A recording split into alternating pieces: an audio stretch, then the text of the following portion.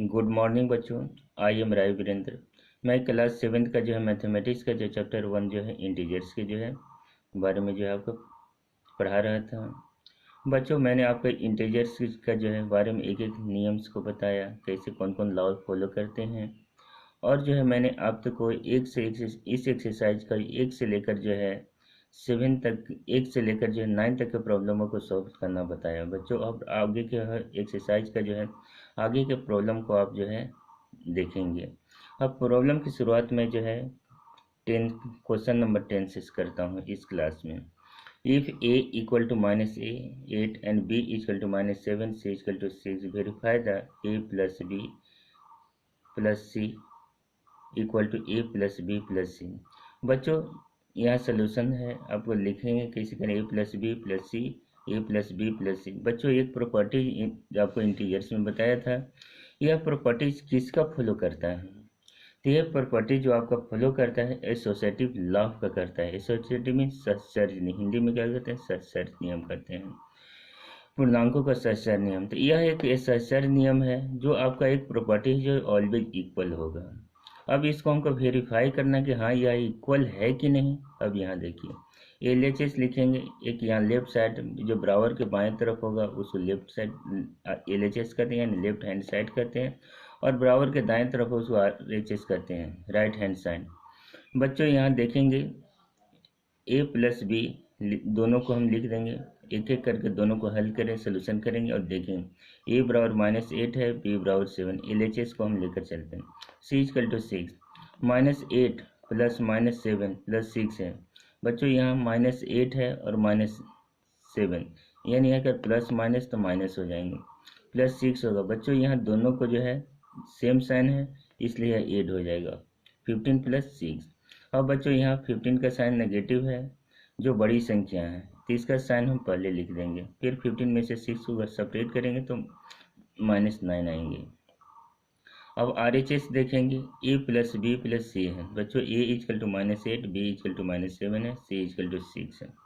अब यहाँ आपको इसको पुट करना है, -8 प्लस ब्रैकेट में करली ब्रैकेट देंगे, -7 प्लस 6 करली -8 प्लस करली ब्रैकेट -7, यहाँ ब्रैकेट आएंगे तो -7 होगा, क्योंकि यहाँ प्लस माइनस माइनस हो जाते हैं, प्लस 6 होंगे, -8 प्लस -1। इसको अगर ब्रैकेट को सॉल्व करेंगे तो बच्चों यहाँ क्या होगा, -8 हो गया, प्लस माइनस माइनस हो जाएंगे, दोनों को हम करेंगे तो -8 हो जाएंगे।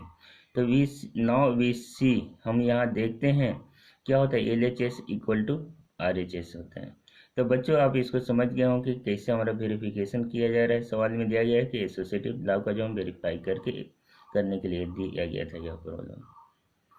अब बच्चों, हम नेक्स्ट क्वेश्चन को देखते हैं। हाँ बच्चों, अब नेक्स्ट क्वेश्चन जो है 11th number, if a equal to -9 and b equal to -6 so that a minus B not equal to b minus A. बच्चों, यहाँ सवाल दिया गया a माइनस बी और b माइनस ए। बच्चों, ये प्रॉब्लम किस लिए दिया है कि सब्ट्रैक्शन जो है, इंटीजर जो है, इंटीजर में सब्ट्रैक्शन जो है कम्यूटेटिव लॉ को जो है फॉलो नहीं करता है। इसके आधार पर यह प्रॉब्लम दिया गया कि सब्ट्रैक्शन में जो है इंटीजर के सब्ट्रैक्शन जो है कम्यूटेटिव लॉ का जो है फॉलो नहीं करता है, अनुसरण करता नहीं है, उस कानून को नहीं मानता है। यानी देखिए LHS हमारा हुआ और RHS दोनों को अलग अलग लिख लेंगे। a माइनस बी, a बराबर -9 और b बराबर -6। अब यहाँ पुट करेंगे a बराबर -9 -6, यानी -9 प्लस 6 करेंगे तो -3 यहाँ आएंगे। बच्चों, यहाँ b माइनस ए लिखेंगे, a बराबर -9 b बराबर -6, -6 और -9 दोनों को हम करेंगे तो क्या होता है, -6 प्लस 9 3 हो जाता है। Here we see a minus B is not equal to b minus. यहाँ बच्चों आप देख लिया कि यह जो है फॉलो नहीं करता है, दोनों इक्वल नहीं है। अब बच्चों, मैं क्वेश्चन नंबर 12 में बताऊंगा कि 12 नंबर क्या है और 12 नंबर क्वेश्चन क्या है। अब बच्चों, यहाँ दिया गया कि दो इंटीजर्स का सम दिया हुआ है और उसमें एक इंटीजर्स दिया हुआ था, दूसरा इंटीजर्स कैसे हम निकालेंगे। यानी sum of the two integers is -16 if one of them is 53 find the other. मान एक निकालना, लेट द अदर इंटीजर्स भी x लिखेंगे, प्लस 5x हो गया, 15 क्या है, यहाँ जो मान लेते हैं कि x है, तो हम क्या करेंगे, दूसरा इंटीजर से आपका दिया हुआ है 1 × 53 में x को ऐड करेंगे तो हमारा कितना होना चाहिए, -16 होने, यानी x = -16। बच्चों यहाँ आप देखेंगे इज बराबर के एक तरफ क्या है, पॉजिटिव में है 53, तो बराबर के दूसरी तरफ जाएगा तो ये हो जाए नेगेटिव हो जाता है। तो बच्चों यहाँ क्या प्लस जो है 53 था, बराबर के दूसरी तरफ गया तो -53 हुआ। माइनस इसको अगर ऐड करेंगे तो हमारा क्या होता है, -69 होता है। Hence other integers equal to -69। ये आपका जो है प्रॉब्लम का सलूशन है। अब बच्चों क्वेश्चन नंबर जो है 13 के बारे में देखेंगे कि the sum of the two integers is 65 if one of them is -31 find the other. बच्चों यहाँ आपको क्या एक इंटीजर्स दिया है जिसका सम आपका दो इंटीजर्स का सम 65 है। If one of them is -31, उसमें से एक जो है 31 है, फाइंड द अदर, हमको दूसरा निकालना। लेट द अदर इंटीजर्स भी x मान लेंगे। यहाँ एक इंटीजर्स -31 दिया हुआ है, प्लस हम क्या करेंगे यहाँ x देंगे, दोनों को हम करेंगे ऐड करेंगे, -31 + x = 65, यानी x = 65 + 31 = 96। Hence the other integers भी 96 हो गया। अब बच्चों क्वेश्चन नंबर 14 को हम देखेंगे। इसके बाद आएंगे question number 14। The difference of an integers a(n-6) is 4, find the value of A. बच्चों यहाँ डिफरेंस का मतलब होता है सब्ट्रैक्शन करना, माने ए और बी का जो है डिफरेंस मीन्स अंतर, अंतर मीन्स क्या होता है सब्ट्रैक्शन करना, सब्ट्रैक्शन करना है। तो इस करेंगे तो क्या होता है 4 होता है। ए और बी दो इंटीजर दिया है, दोनों का अगर सब्ट्रैक्ट हम करते हैं तो हमारा 4 प्राप्त होते हैं। फाइंड द वैल्यू ऑफ, यानी ए माइनस, यहाँ करेंगे साइन क्या था अंतर का ना, ए और बी -6 दिया तो -6 दिया हुआ। बच्चों अब इसको करेंगे, पहले इसको सोल्यूशन करें। ए -(-) +6 होता है = 4 होता है, यानी ए = 4 - 6 क्यों हुआ बच्चों, यहाँ प्लस है, बराबर के दूसरे तरफ जाएगा तो क्या होगा नेगेटिव साइन होंगे, यानी 4 - 6 = -2। हेंस ए = -2, जो इसका प्रॉब्लम ए का वैल्यू है बच्चों। तो इसको जो है आप बहुत अच्छी तरह से समझ गए हैं। अब इसी तरह मैं एक आपको प्रॉब्लम होमवर्क में करने के लिए दे रहा हूँ।